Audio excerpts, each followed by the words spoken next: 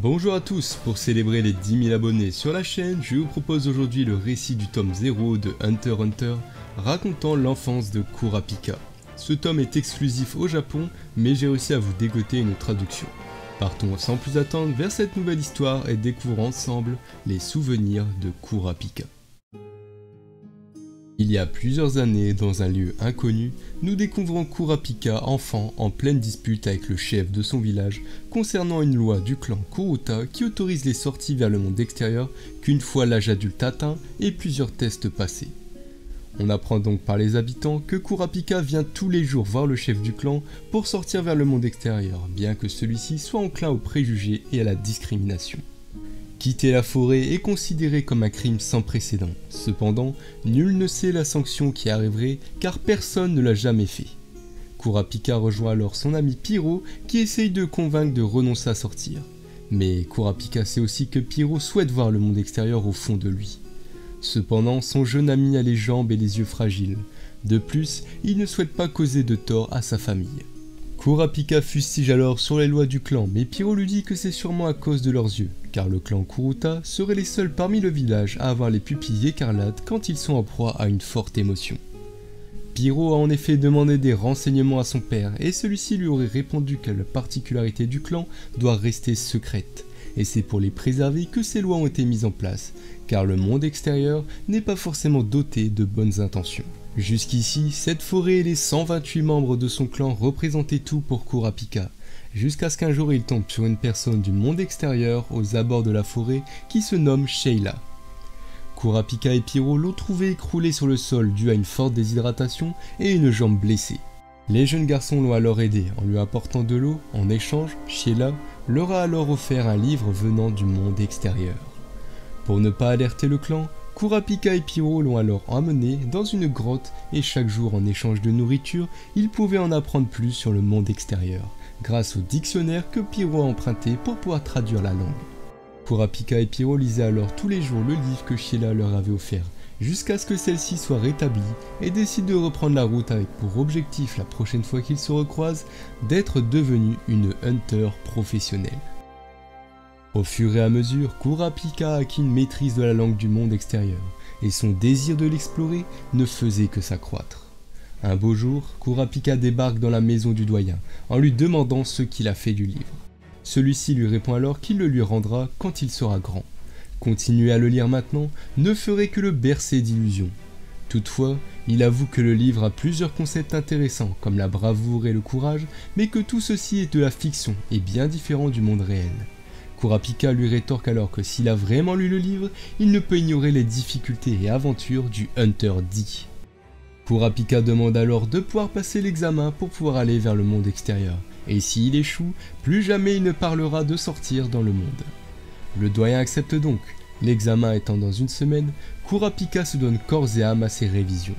Nous découvrons alors ses parents, dont sa mère qui l'encourage, car bien que le clan Kuruta ait été persécuté, cela remonte à plus de 100 ans.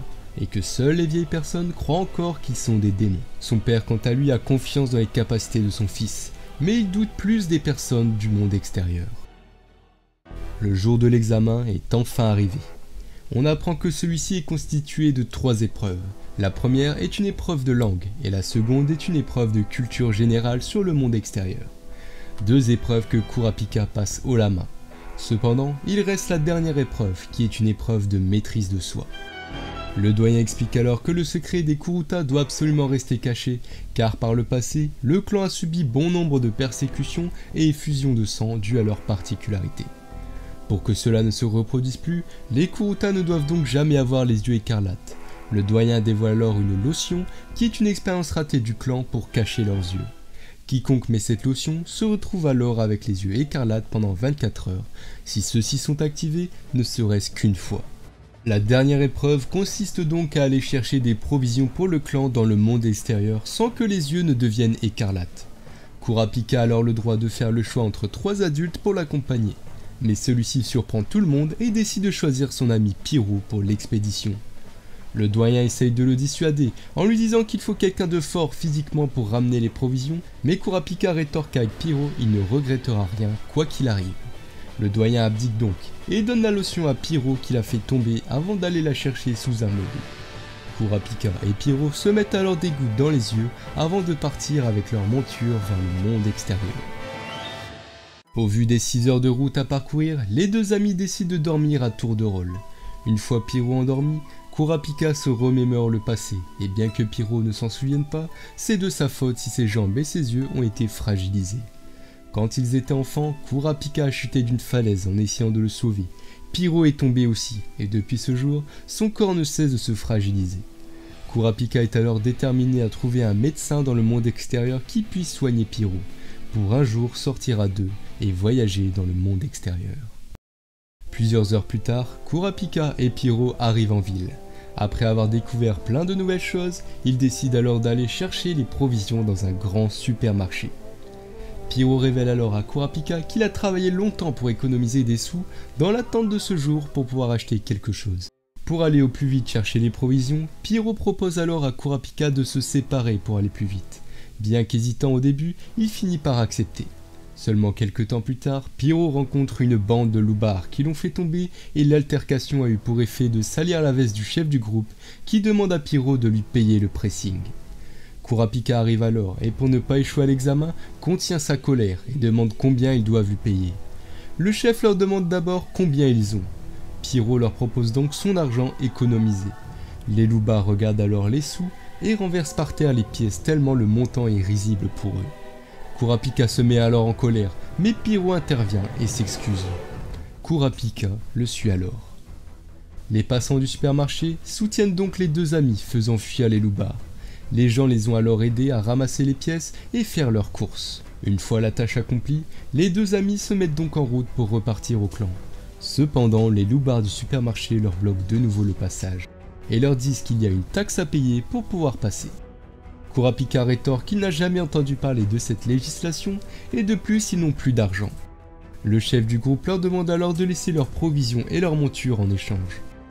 C'est alors que Pierrot sort un téléphone de son sac et dit qu'il va appeler la police pour savoir s'il y a vraiment une taxe pour partir de la ville. De plus, les habitants en voyant la situation insistent pour que les loupards les laissent tranquilles. Ils libèrent alors la voie et Kurapika leur tire la langue, ce qui énerve le chef qui fait un croche-pied à Pierrot qui s'écroule sur le sol. La colère de Kurapika monte, mais Pierrot lui dit que tout va bien et qu'il a chuté seul. Ils reprennent donc leur chemin, mais avant qu'ils ne partent, le chef du gang demande à Kurapika s'il n'en a pas marre de s'occuper de ce boulet infirme. Ces mots déclenchent alors la fureur de Kurapika, qui décoche une violente droite au chef, puis corrige les autres membres du groupe qui s'étalent au sol. Kurapika en proie alors à la colère, leur ordonne de se relever. Les loupards s'excusent mais Kurapika n'en a que faire. Pierrot intervient alors et tente de calmer Kurapika. Le chef de la bande le supplie de les laisser partir et dit qu'ils n'ont fait que ce qu'on leur a demandé de faire. Kurapika lui demande donc des explications. Le loupard raconte alors qu'il y a quelques jours, un vieillard qui n'est autre que le doyen du clan est venu les voir et leur a demandé de pousser à bout Kurapika et Pierrot en échange d'argent. Kurapika, les yeux remplis de rage, lui demande alors s'il lui a parlé de l'état de santé de Pierrot. Le loupard répond que oui, mais Pierrot dit qu'il ment car ce ne fait qu'une demi-journée qu'il a été assigné pour accompagner Kurapika. Il n'aurait donc pas eu ces informations avant. Le loupard avoue qu'à l'origine, c'est un adulte qui était au courant de l'accord qui devait accompagner Kurapika. Le plan établi à la base a alors changé et le doyen a alors dit qu'il est paierait que la moitié, ce qui a mis en rage le loupard qui s'est un peu emporté. Pierrot lui tend alors son téléphone et demande au loupard de prévenir le doyen que lui et Kurapika ont réussi à se maîtriser. Le loupard s'exécute et une fois cela fait, il s'excuse de nouveau. Les deux amis s'apprêtent alors à partir, mais Kurapika reçoit un caillou venant d'une des habitantes, insultant Kurapika de démon aux yeux rouges. Les habitants leur ordonnent de dégager de la ville, mais une fille leur demande d'arrêter cela, car sinon ils risquent de tous les tuer. C'est l'air dépité que Kurapika et Pierrot reprennent leur route. Sur le chemin du retour, Pierrot parle des yeux écarlates et le fait que cette caractéristique décuple la force et que ceci ne devrait pas être un secret, car c'est ce qui crée la crainte du monde extérieur. Kurapika, quant à lui, pense qu'il vaut peut-être mieux ne plus aller dans le monde extérieur, mais Pierrot lui dit qu'il a tort, car maintenant qu'il a réussi l'examen, il devrait en profiter pour voyager. Kurapika ne comprend pas et dit qu'il a échoué, car ses yeux sont devenus rouges. Pierrot l'invite donc à se regarder dans un miroir. Kurapika découvre alors qu'il n'a pas eu les yeux rouges et se demande comment ça se fait. Pierrot lui avoue alors que lorsqu'il a fait tomber la lotion chez le doyen, c'était une ruse pour pouvoir l'échanger contre son traitement pour les yeux. De plus, il avait entendu la conversation du doyen et des adultes qui devaient accompagner Kurapika. L'examen est donc réussi. Une fois de retour au clan, le doyen donne alors l'autorisation à Kurapika de sortir vers le monde extérieur en illimité. Il lui confie alors le dossier médical de Pyro car il connaît son objectif bien qu'il n'approuve toujours pas ses sorties.